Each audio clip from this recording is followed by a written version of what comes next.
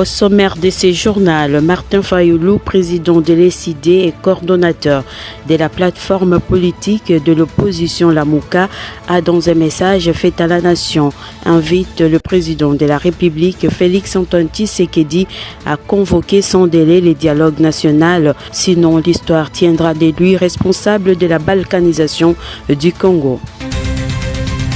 Il s'est ouvert un atelier sur la mise en œuvre du programme sino-congolais dans le cadre de la coopération ressources contre infrastructures par la première ministre Judith Suminwa. Bienvenue dans ce journal. Ouvert dans le cadre de la mise en œuvre du programme sino-congolais par la Première ministre Judith Suminwa, cet atelier est dans l'objectif de réfléchir sur les mesures d'application de la loi numéro 14/005 du 11 février 2014 portant régime fiscal, douanier, parafiscal, de recettes non fiscales et d'échanges applicables aux conventions de collaboration et aux projets de coopération, texte consacrant la sécurité du régime d'exonération du programme sino-congolais. Le partenariat sino-congolais demeure un pilier stratégique de notre coopération internationale. Il doit cependant évoluer pour refléter les exigences actuelles de bonne gouvernance, de transparence et de redevabilité mutuelle. Nous devons faire en sorte que l'exploitation de nos ressources naturelles se traduise concrètement par la construction d'infrastructures, la création d'emplois, la formation des jeunes et l'amélioration tangible du bien-être de nos concitoyens. Le directeur général de l'Agence de pilotage, des coordinations et des suivis des conventions et des collaborations, Freddy Odi, a pour sa part souligné la portée institutionnelle de cet atelier. Issu d'une renégociation mûrement réfléchie et souveraine et survenue au mois de mars de l'année dernière, est venu marquer une avancée significative dans la mise en œuvre du programme sino-congolais, si stratégique pour la République, et cet avenant représente depuis lors un cadre opérationnel actualisé qui appelle à la concertation entre les institutions de la République d'une part et les partenaires privés de l'autre, à l'instar de cette concertation en vue de renforcer la clarté, la stabilité, prévisibilité de notre programme. Cette rencontre stratégique vise à harmoniser les pratiques et clarifier les procédures encadrant le partenariat conclu dans le cadre de la coopération ressources contre infrastructures, notamment les projets SICOMINE. En mission officielle à Bouta, dans le Bazouélé, au nord-est de la RDC, le vice-premier ministre, ministre de l'Intérieur, Jacques Chabani, a lancé le processus de vulgarisation des textes légaux relatifs à la gouvernance sécuritaire. Les textes ont pour objectif de contribuer à l'amélioration sécuritaire dans cette partie du pays. L'activité de ce jour marque le lancement officiel de la vulgarisation des textes légaux relatifs à la création, à l'organisation et au fonctionnement des comités locaux et provinciaux de sécurité.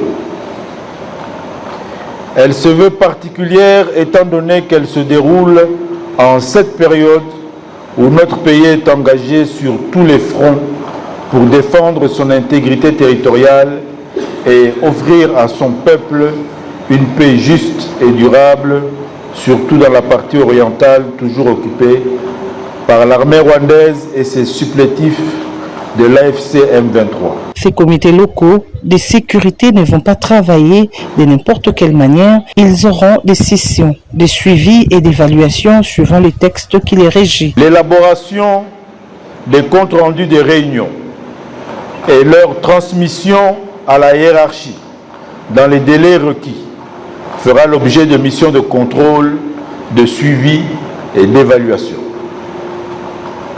avec des sanctions positives ou négatives selon votre comportement.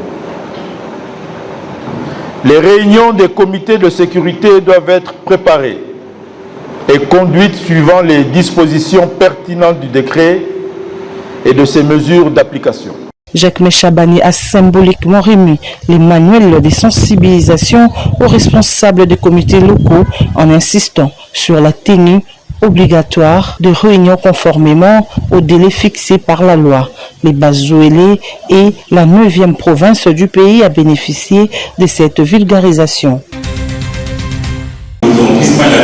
Une attention prioritaire accordée à la mère et à l'enfant est l'un des défis majeurs du ministère de la Santé publique, Hygiène et Prévoyance sociale en République démocratique du Congo, avec tous ses partenaires tels que l'UNICEF, Fonds de la solidarité de la santé, la Coordination nationale pour la couverture de santé universelle, la COREP, Fonds pour la promotion de santé et tant d'autres, qui tous ont pris part à la conférence tenue dans la grande salle du Centre culturel et artistique à Kinshasa à l'occasion de la Journée mondiale de la prématurité.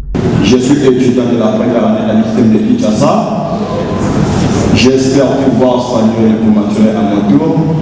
Sous le thème « Donner à chaque prématuré une chance de vivre en pensant à ceux qui étaient partis », l'activité a servi d'opportunité, de visibilité et d'un plaidoyer dans l'objectif de renforcer les capacités de cadres de division provinciale de la santé et prestataires de zones ciblées en néonatologie. Pour mobiliser les ressources afin de bâtir et de sauver les prématurés, l'activité a connu quelques témoignages de parents des prématurés. Pendant mes heures de service, et j'ai eu des douleurs terribles, et par là, je suis montée dans la clinique où je suis décédée. Et tout d'un coup, le gynécologue me dit que je dois accoucher. Le service néonatal avait enregistré 24 cas de décès sur 1000 naissances, soit un décès sur 40 naissances pendant la période 2023-2024. Pour réussir à combattre ces causes de mortalité néonatale et d'infertilité, les axes d'intervention ont été présentés aux participants. Quelle est la conclusion que je peux dire? L'autorité de régulation travaille pour aider les établissements à améliorer leurs services afin d'offrir à la population les soins de santé de qualité. Et aujourd'hui, nous parlons de la prématurité. Au travers des services néonatals, nous devons poursuivre les efforts qui ont déjà commencé afin de donner la chance de survie à tous ces prématurés. Trop tôt, trop petit, mais incroyablement fort.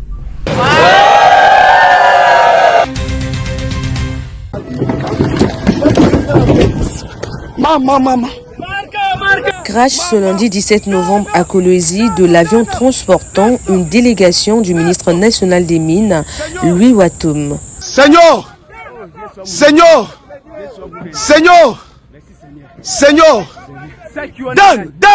donne-laisse, on va trouver un autre. Selon le service de communication du ministre national des Mines, aucune perte en vies humaines n'a été enregistrée. Toute la délégation du ministre, Louis Watoum, est sortie indemne avant que l'avion ne prenne feu. Maman, dégagez de là s'il vous plaît, dégagez. Le ministre Watoum Kabamba se rendait à Kolwezi pour suivre de près l'accident meurtrier survenu sur le site minier de Kalondo dans les territoires de Muchacha où environ 40 creuseurs ont trouvé la mort. La prison de Boma est dans un état de délabrement avancé à Kipushi, une cité frontalière dans la province du Haut-Katanga, au sud-est de la RDC. Les spectacles qu'offrent ces milliers carcérales est désolant. Les infrastructures délabrées, la surpopulation extrême et les risques accrus de la reprise de plus constituent le problème que présente cette maison carcérale construite il y a plus de 70 ans. Ici, les hommes et femmes en conflit avec la loi passent la nuit dans des conditions déplorables. Les lits en étage placés sur des briques avec un matelas de 10 cm de fois coupé, c'est ce qui représente les lits d'un détenu de la prison de Boma à Kipushi. Une capacité d'accueil de 50 détenus. À ce jour, nous sommes à 440 détenus. Et une situation qui nous met mal à l'aise, qui ne nous permet pas de bien travailler. Parce que les conditions carcérales sont très mauvaises. Très mauvaises. Nous espérons que les autorités vont nous accompagner.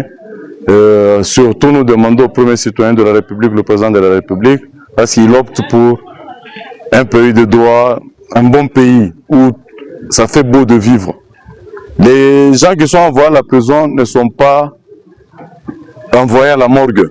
Ce sont des gens qui ont des pépins avec la justice, qui vont sortir demain et Nous qui sommes là pour réinsérer ces gens, nous avons d'énormes difficultés parce que les gens que nous avons ici passent des conditions de détention atroces. La reprise de fortes pluies inquiète les autorités de cette prison, déjà fragilisée par un état de délabrement avancé. Selon les directeurs de ces centres pénitentiaires, les conditions actuelles pourraient entraîner des graves conséquences si rien n'est fait rapidement. Avec le retour de cette pluie, nous risquons de connaître pire. Nous ne souhaitons pas, mais seulement avec le retour de la pluie, ces murs là-bas n'ont plus de jour. Et s'il arrivait que ces murs tombaient pendant la journée, pendant que les détenus sont dans l'enceinte là-bas, ça risque de causer beaucoup de dégâts. Face à l'état alarmant de la prison de Boma, les plaidoyers du directeur de cette institution résonnent comme une alerte à travers le pays. Cet établissement n'est pas le seul dans cet état. Le ministre d'État, ministre de la Justice, a entamé une visite d'itinérance pour se rendre compte des établissements carcéraux. Ainsi, j'en appelle à M. Félix Tshisekedi et à tous les Congolais à œuvrer pour la cohésion nationale. Une cohésion véritable qui ne peut naître que d'un dialogue national inclusif. Monsieur Tshisekedi, au nom de notre peuple, meurtri mais toujours debout, je vous invite à convoquer sans délai le dialogue national. Sinon, l'histoire vous tiendra responsable de la balkanisation du Congo avec M. Kagame et Kabila.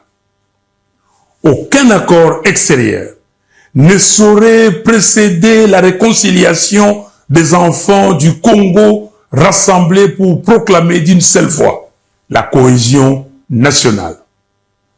Peuple congolais, c'est maintenant que se joue notre avenir. C'est maintenant que chacun doit s'élever pour défendre ce qui reste la valeur sacrée de notre histoire, l'intégrité territoriale du Congo.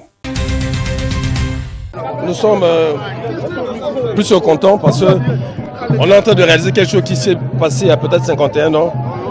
C'est sous un engouement qui ne dit pas son nom que les léopards de la République démocratique du Congo ont atterri ce lundi 17 novembre à l'aéroport international de Njili après la victoire contre le Nigeria pour le compte de la finale des barrages africains de qualification pour le mondial 2026.